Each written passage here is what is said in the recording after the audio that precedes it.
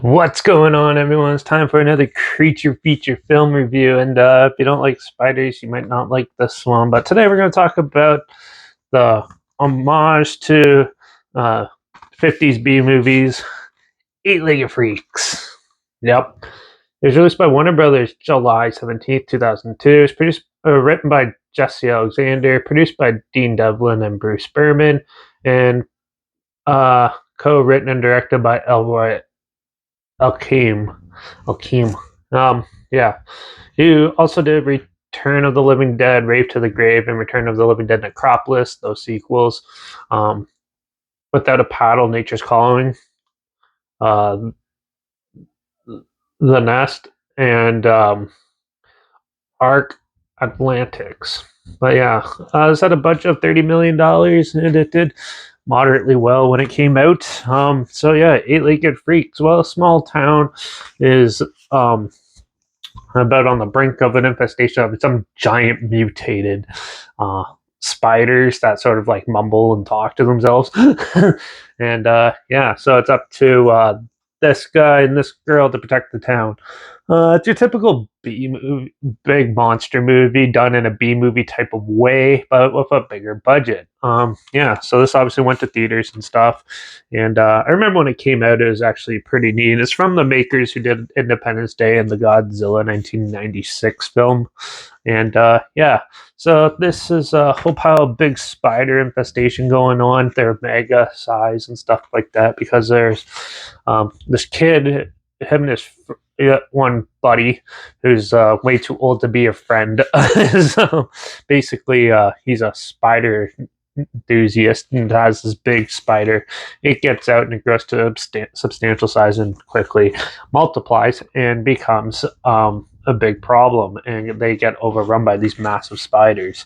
Yeah, this is a cool concept for a film. It's rare to see a big spider movie, especially done in a big budget way, like Arachnophobia did, but that wasn't like a mega spider. That was just some small spiders and stuff. But yeah, this is definitely an homage to the 80s or the 80s and the 50s big monster films.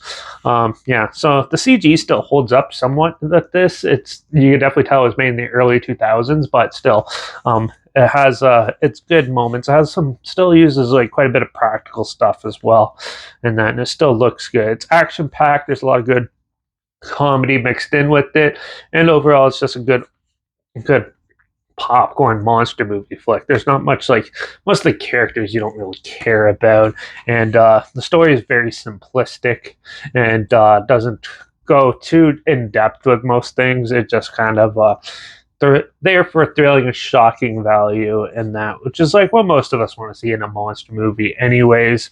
Obviously, it's not like talking about like nuclear stuff or anything like that. As far as that I can recall. And yeah, like the old B movies were about and stuff, because that was on the brink of the nuclear war when most of those were coming out, and like these big mutant creatures all coming alive and stuff. But yeah, it's still a lot of fun. The special effects are decent. The cinematography is pretty good. The acting is hit and miss depending on what character you're looking at. And but overall, Eight-Legged Freaks is a fun popcorn flick, and definitely it deserves at least a watch. So if you haven't seen it, definitely check it out. Especially if you like big monster movies and stuff, this is just a lot of fun, as some of the other big ones like King Kong 2005 and stuff like that. So yeah, I'm gonna give Eight-Legged Freaks a 3.5 out of 5. It's fun.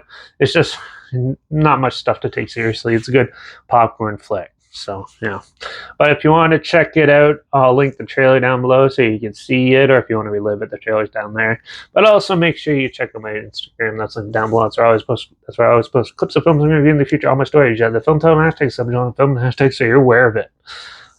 Also, make sure you check out my Letterbox that's linked down below at Derek P Reviews. That's where I post my first star rating after watching the films. And also, my Twitter is down below at reviews_Derek. And my Letterbox is down there too at Derek P Reviews. That's where I post my first star rating. So, yeah, I think I already said that, but whatever. Yeah, so make sure you subscribe. Hopefully, find something weird, obscure, and odd they probably not thought of checking out together. And also, share my opinions on popular films that come out, and reviews on other things as well, and classic films as well. And also, don't forget to like this video, share it to more people, wherever. Comment your opinions of the film down below if you have any. If you have any other films or film franchise in any genre and on any streaming service I want to hear my opinions on, comment them down below as well. And I'll try my best to get to them as soon as I can and if I can find them. So, yeah, don't forget to ring that bell because we're going to talk about a newer horror film that's come out, The Pope's Exorcist, in the next review. So make sure you tune in for that. Watch out for all those big eight-legged freaks running around out there because it's about time they get bigger and give us a little more meaning and thrill. And I guess I'll see you all in the next review. So until then, cheers.